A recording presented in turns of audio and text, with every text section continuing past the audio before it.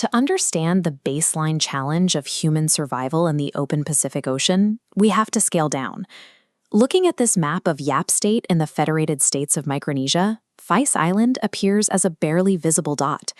It is exactly 1 square mile of raised limestone, perched directly on the edge of the Challenger Deep.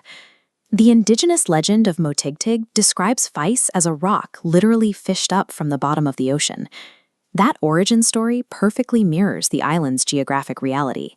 Fais operates with 0 external supply lines, entirely exposed to prolonged droughts, salt spray, and catastrophic typhoons. For the 300 people here, survival relies entirely on this dense canopy. This primary biological infrastructure is an agroforest composed heavily of coconuts and breadfruit. On an island this small and this exposed, standard agricultural methods fail. Sustaining a population here requires a highly specialized technological strategy. That strategy begins with a biological paradox. Despite occupying only a single square mile, Fais possesses an extraordinarily concentrated portfolio of agrobiodiversity. We can quantify this by looking at or breadfruit. The Hawaiian archipelago, with all its landmass, holds fewer known varieties of breadfruit than Fais. This tiny limestone rock supports over 20 distinct varieties. The raised limestone geology of Fais provides a unique drainage and soil profile compared to neighboring low-lying atolls, allowing this diverse root system to take hold. This concentration of cultivars represents a deliberate socio-ecological system engineered for survival. The people of Fais call this system iral hangus, the tree of life. We can deconstruct exactly how this tiny community applies traditional ecological knowledge to manage a complex genetic portfolio and keep their community alive. The underlying mechanism here operates on the portfolio theory of agroecology. By diversifying genetic assets, the community ensures that no single environmental shock, whether a drought or a super typhoon, can wipe out the entire food supply. This radar chart maps the specific traits of Fais' key breadfruit cultivars.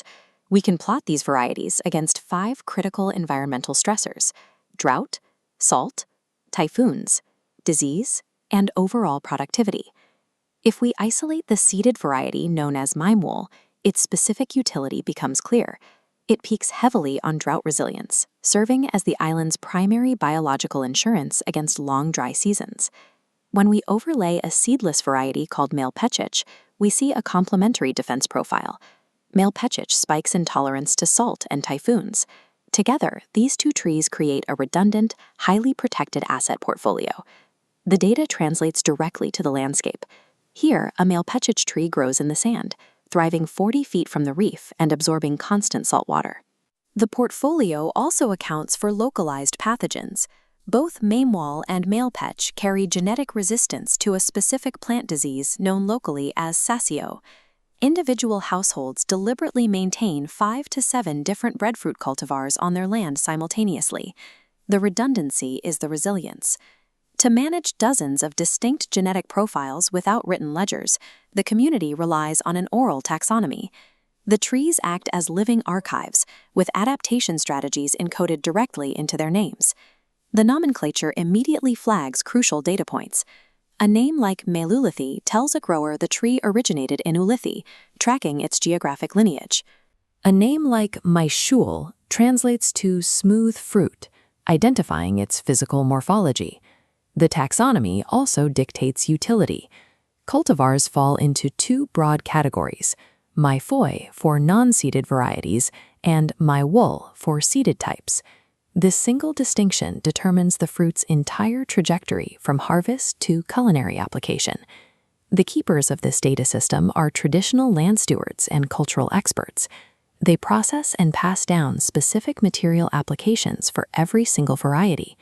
This ethnobotanical data dictates the mechanical architecture of the island's seafaring technology. The Maiharachui variety produces a uniquely light wood, which is the specific genetic strain required to carve the hulls of traditional sailing canoes. The young leaves are harvested and deployed as medicine to treat stomach ailments and assist in childbirth. Every part of the organism has an assigned function.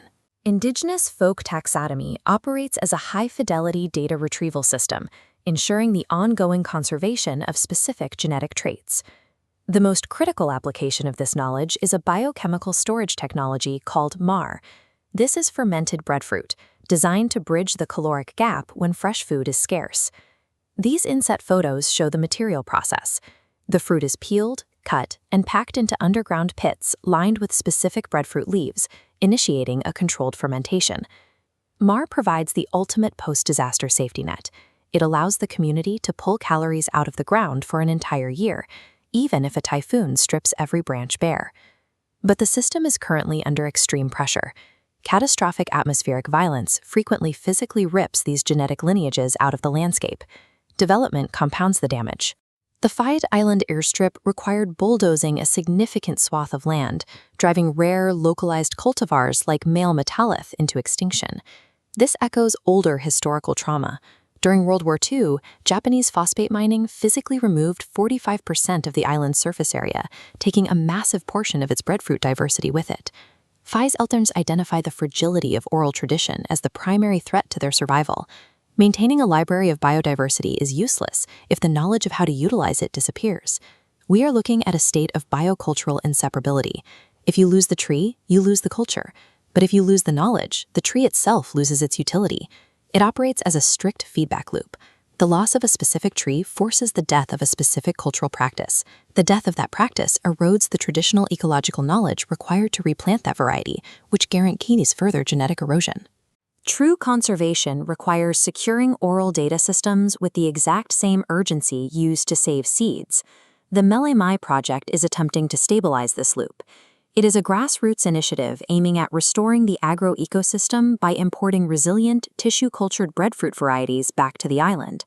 The strategy relies on integrating new biophysical inputs, like the male rucha variety, directly into traditional stewardship protocols known as Haumwal and Wage. As climate variability intensifies across the Pacific, MAI anchors the food security and physical resilience of these small, isolated communities. The resilience of Fais Island emerges from the strict interdependence of ecology and culture. MAI is the foundation of a way of life.